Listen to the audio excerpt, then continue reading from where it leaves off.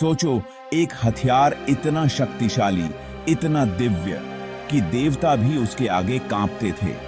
यह हथियार केवल एक साधारण हथियार नहीं था, बल्कि एक ऐसा अस्त्र था जो न्याय और शक्ति का प्रतीक था। ये हथियार सुदर्शन चक्र अपने तेज न्याय के लिए जाना जाता है।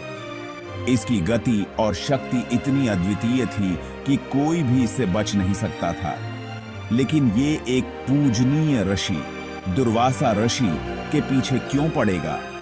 दुर्वासा ऋषि, जो अपने क्रोध और तपस्या के लिए प्रसिद्ध थे, इस चक्र के निशाने पर क्यों आए?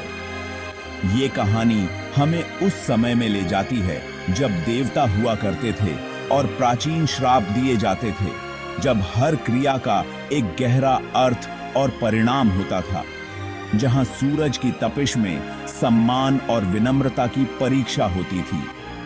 उस समय में हर व्यक्ति को अपनी मर्यादा और आचरण का ध्यान रखना पड़ता था। सुदर्शन चक्र द्वारा दुर्वासा ऋषि का पीछा करने की कहानी सिर्फ एक कहानी नहीं है, बल्कि एक सबक है। यह हमें सिखाती है कि किसी भी परिस्थिति में हमें अपने क्रोध पर नियंत्रण रखना चाहिए। ये हमें याद दिलाती है कि सबसे शक्तिशाली व्यक्ति को भी दूसरों के साथ सम्मान से पेश आना चाहिए, चाहे उनका कद कुछ भी हो। सम्मान और विनम्रता ही सच्ची शक्ति का प्रतीक हैं।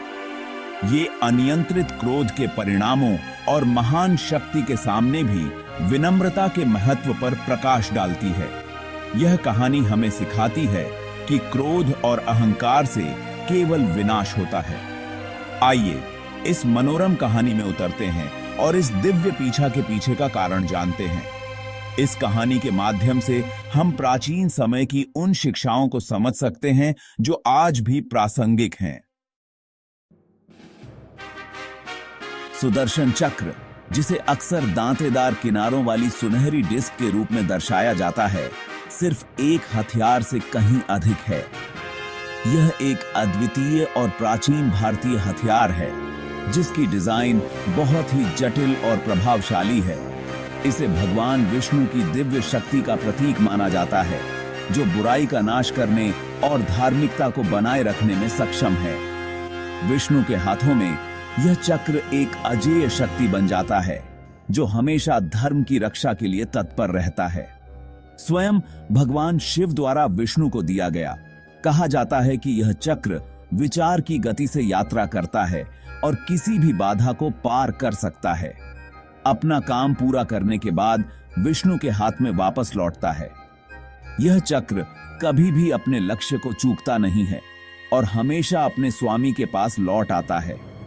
यह दिव्य हथियार हल्के में नहीं लिया जाता। इसकी शक्ति और प्रभाव को देखकर लोग हमेशा आश्चर्यचकित रह जाते हैं। यह धर्म के प्रति विष्णु की अटूट प्रतिबद्धता का प्रतीक है। विष्णु का यह चक्र उनके संकल्प और धर्म की रक्षा के प्रति उनकी निष्ठा को दर्शाता है। जब इसे छोड़ा जाता है तो सुदर्शन चक्र विष्णु की इच्छा का विस्तार बन जाता है, अटूट सटीकता के साथ न्याय करता है। यह चक्र हमेशा अपने लक्ष्य को भेदता है और न्याय की स्थापना करता है।